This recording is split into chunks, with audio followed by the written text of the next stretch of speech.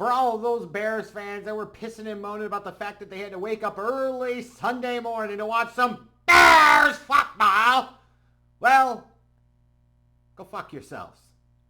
Doesn't this feel good? You got to sit there and watch an impressive Bears victory, and now you can go enjoy the afternoon and evening. You can watch other games. You can do what I'm going to go do in a little bit, which is go golf, and then maybe watch some football tonight. Like, you can spend time with your family, go walk the dog, go do whatever the fuck. Like, shit, give me more of this, frankly. I live for the early Sunday morning starts. I know it feels awkward, but damn it all, when your team plays like this, it feels so good. Speaking of not good, who's worse at their jobs? Stacey Dales or Doug Peterson? Ooh, I know usually we have to stay away from ever daring to criticize a woman when they're doing like sports media work, but some of them are just dog shit. Like, what an experience listening to her trying to explain the whole math Eberflus calculations and multipliers, and fuck, she was bad.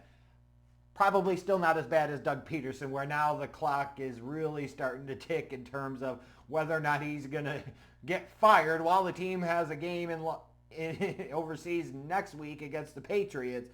Yikes.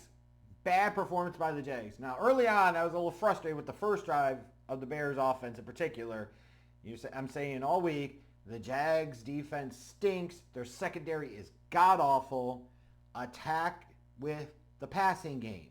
So, of course, what's the first thing that the wizard Waldron does? Bippity-boppity-boo. Run, run! Run, run! And then you're setting up your quarterback at 3rd and long. Pass when they think you're going to run. Run when they think you're going to pass. Try to avoid 3rd and long situations. And they did none of that on the first drive. And, you know, they got a little fortunate here when the Jags got the ball back on offense. They start marching down the field, and you're like, uh-oh, this is where you were worried about that vulnerable secondary with Brisker out, with Stevenson out, and then later on in the game, Kyler Gordon goes out. Oh, fuck. And, you know, the receivers of the Jags helped them quite a bit today. Multiple drop touchdown passes, whether it's Gabe Davis or whether it's Brian Thomas Jr., whoever the case might be. So the Bears held them to a field goal, and there you go. And most of the rest of this game was all about the Bears and pretty much total domination. Let's just call it what it is. This was fantastic. We're going to call him Caleb the Conqueror in honor of them being in England.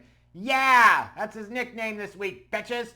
As he was fantastic. 23 of 29 for 226 yards passing. 4 touchdowns through the air.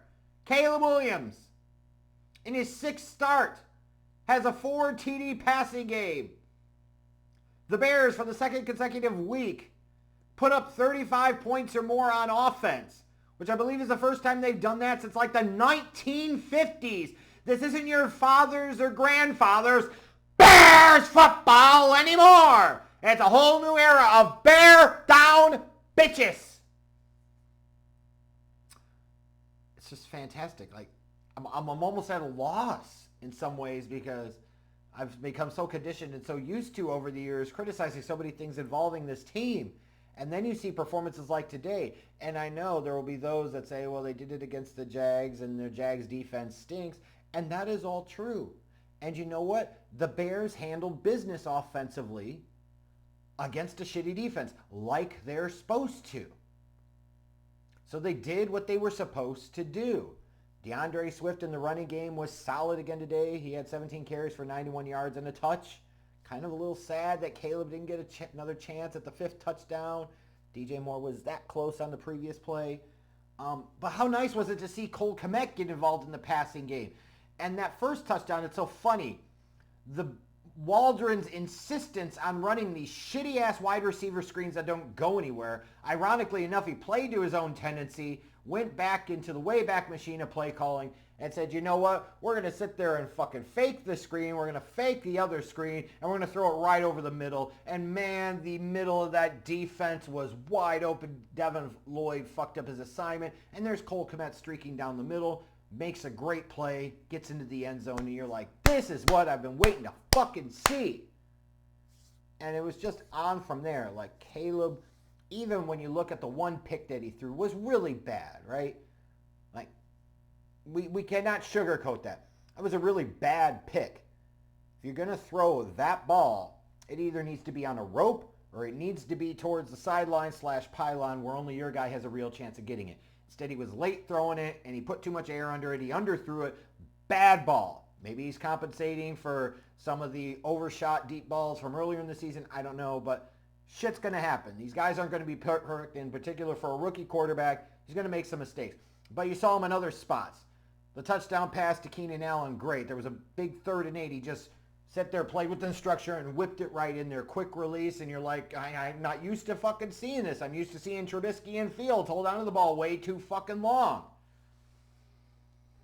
I mean, I don't know what else to say. Cole Kmet had 2 touchdowns. I thought it was going to be the Cole Kmet game, especially since he had to go in and be the emergency long snapper when the Bears long snapper went down. Keenan Allen finally paying off a little bit. Couple of touchdown catches today. Like, this shit was good to see, man. And you think about this, the Bears put up over 30 points, over 35 points on offense, and DJ Moore had 4 catches for a measly 20 yards. Meanwhile, the Bears defense, they forced a couple of big turnovers. You know, you had Trevor Lawrence when his receivers weren't dropping touchdowns. He's underthrowing guys deep. Just the mistakes by the Jags defense when they really needed to stop the Bears. They kept shooting themselves in the foot. Ladies and gentlemen, this is what bad teams do and poorly coached teams do. And I don't know if Doug Peterson's going to get fired or if they're going to fire the defensive coordinator. Something's got to happen here. Because they're 1-5. They just backed up the Brinks truck for Trevor Lawrence, and they're 1-5. Yikes. I don't know what else you could say. Like, the Bears held up enough in the back end of their defense today. It was good to see TJ Edwards, the really big play of this game.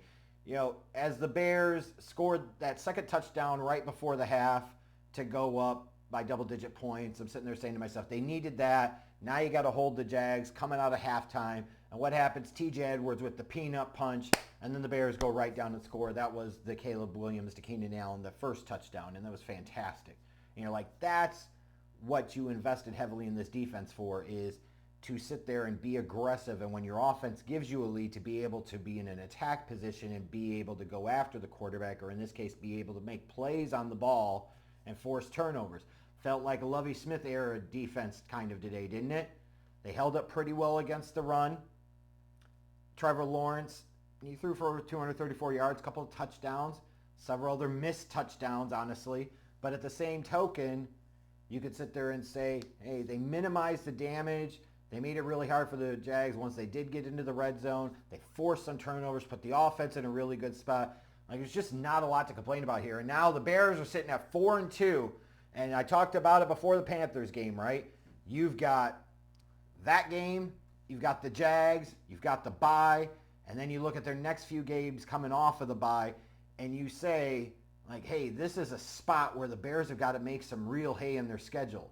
Because if they can, it really gives them an advantage going into the second half of the season when their schedule toughens up, that they might only have to win a couple of games and they could still make the playoffs.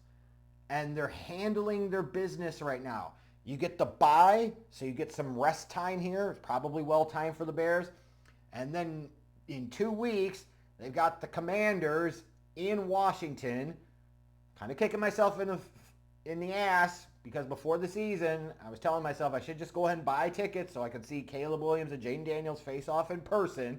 Now, I'm not going to, but then I remember I've got a 75-inch TV at home. I can sit on my couch. I'm good. But that's going to be a huge matchup. I'm not sure, when does the flexing start for the NFL, like TV schedule? And if it can start in 2 weeks, it needs to start there. That game needs to be in freaking prime time. But you've got the Commanders, and then you've got the Cardinals and the Patriots. Like, this is the point in the schedule that the Bears have got to pounce. Because if they can, they're a team now that's won 3 in a row. They're sitting at 4-2. And they can somehow, some way, find a way to win their next 3 games. Oh, baby. Oh, baby, you're talking about a 7-2 team. And even if they're sitting at 6-3 going into that mid-November matchup against Green Bay at Soldier Field, like you're feeling pretty good about stuff.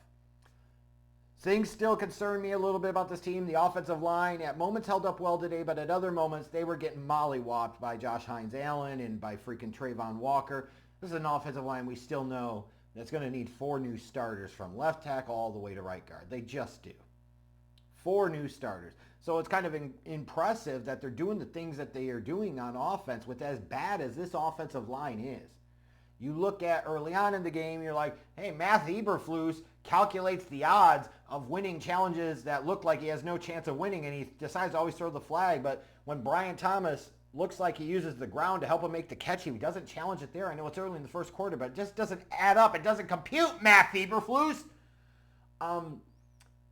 It feels odd, like, you sit there and early on the Bears feel like offensively and defensively that they're not very well prepared, but there clearly are some adjustments made and they play better.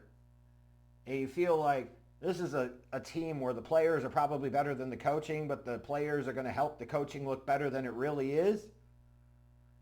You know, if this shit keeps up with Caleb Williams in this offense, you're going to be hearing talk about Shane Waldron potentially being a candidate next season to be somebody's head coach, which sounds outstanding ridiculous in all types of ways, but it could happen, right?